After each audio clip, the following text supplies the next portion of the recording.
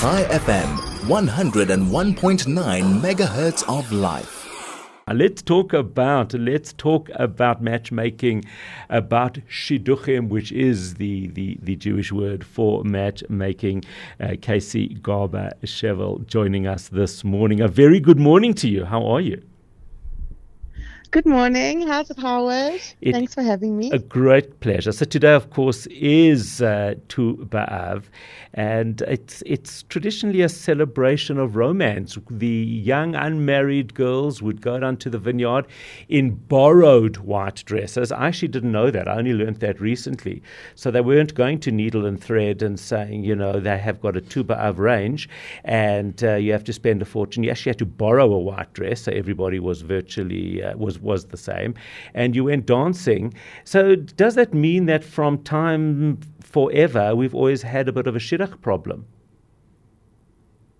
So I don't think that means that there's been a shidduch problem. I just think it means that that's how, girls needed to meet their guys, and how were they going to do that other than wearing white dresses and dancing in a field? Which seems a little, yeah. Okay, I mean, and I imagine it wasn't for everybody, but still that was done. How are you in looking at young people who are hoping to meet somebody, get married? What are you seeing? How does it look in the landscape that you are dealing with? Which area, which demographic, who comes through your door? So historically, I've always dealt mainly with the irreligious community. Mm-hmm. I've sort of been the matchmaker for people who would never normally go to a matchmaker.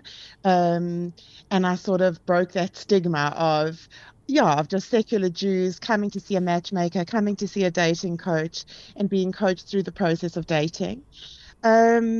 But I'm finding more and more people from across the board, whether it's religious or irreligious. I think people are just struggling to meet, so they'll try whatever they can. There's also such a thing as a shidduch with your actual matchmaker. So you actually really want to be able to connect with the person who's trying to set you up, because if they don't get you, how are they going to be able to find you your equal and your partner if they're not fighting for you and don't really get who you really are? So I'm finding that I'm seeing clients from across the board, religious, irreligious, younger, older, divorced, whatever. And people are really struggling out there, Howard. That's the truth. So that's what I'm concerned about. I was speaking to somebody the other day, and they were saying, it's one of the most vulnerable experiences that somebody could go through, because you've got to put yourself out there. You've got to go and chat to somebody, and sometimes the matchmaker doesn't have that sensitivity that maybe you require. Some people are much more confident, some are less so, and as you say, you really actually do need to connect with somebody who does get you. In terms of, you want someone who's got your back. You want someone who understands who you really are. And I mean, as a girl who, a religious girl who got married at the ripe old age of 30, I understand. Wow. Yeah, I know it was horrific. I mean, oh my word, weren't people talking? My poor mother, shame. I mean, I found out, much to my absolute cringe and dismay, that she was actually handing out my name for people to daven for at candle lighting. And you were on Tehillim lists. They were rolling Tehillim lists for you. No shame, man. So the truth is, I totally understand. I get it. I get how the dating process is awful, and how, exactly what you're saying, that this vulnerable space of trying to find your person and putting yourself out there is so cringe. It's awful. And so I do just try and make that process a little bit easier and a little bit less stressful. And I hate this idea, people are saying that there's a shidduch crisis, and those words are thrown around all the time. I hate it because it irritates me. There's a shidduch crisis. I don't think there's a shidduch crisis. girls, for time immemorial, like you've just said, have had to go out into the field and don their white dresses and do their thing. They've got to put in Well, I their bit love of that because effort. it And implies you've got to be active. You can't sit at home waiting for exactly, that phone call. exactly. Exactly. And so you'll borrow your friend's dress and you'll all swap and say, oh, you look gorgeous in this, and oh, I love that one.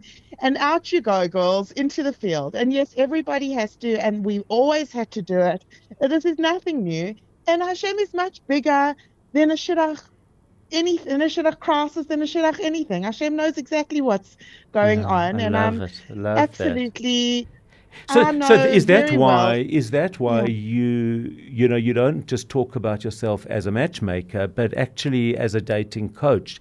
That implies that people actually need the guidance and assistance. Absolutely, absolutely. So I will take a client and from literally, I always say to them, I will be here for you as much or as little as you want. If you want me to hold your hand through every date and where to go and how to go and how Mm, to behave, if you mm. want to check in with me afterwards, that's great. If you don't want it, that's also cool. Like, I'm here to help you. Whatever it makes this process easier for you, then use me, don't use me. Like, however this is going to, whatever kind of support you need through this process. So I'm here for that. So I've just received the most incredible message from Jonathan. Jonathan lives in Shanghai, listening to Chai from Shanghai, and he says, Howard, you're going to love this. In Shanghai, we have an area in a park where parents, meet to meet other parents with single children. If they agree with their profile match, your parents then set up a blind date for you. And he sent me photos.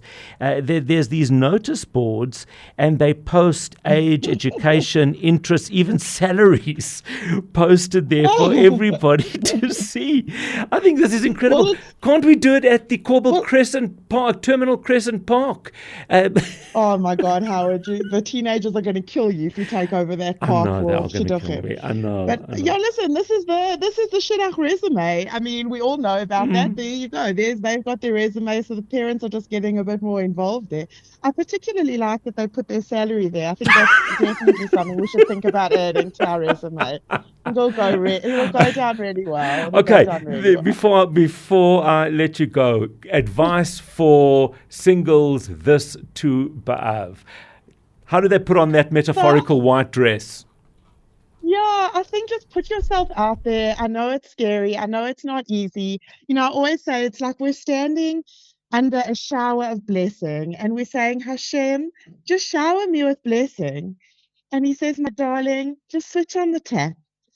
Switching on the tap requires doing things like coming to see a matchmaker, maybe going to shul, maybe letting Auntie Daisy know that actually you are interested, and if she has a nice, if she has anyone nice for you, it's putting 100%. yourself in a vulnerable space and doing the things that you need to do, whether it's going to a shiur or a singles event or whatever that you really don't want to. Just do the things, because then Hashem can just shower you the blessing that he's waiting to be doing all this time. I love that. You're under a shower of blessing, but it's you who need to turn on the tap. That is absolutely fantastic. Casey, thank you for that. Thank you for sharing your experience and what you are seeing out there.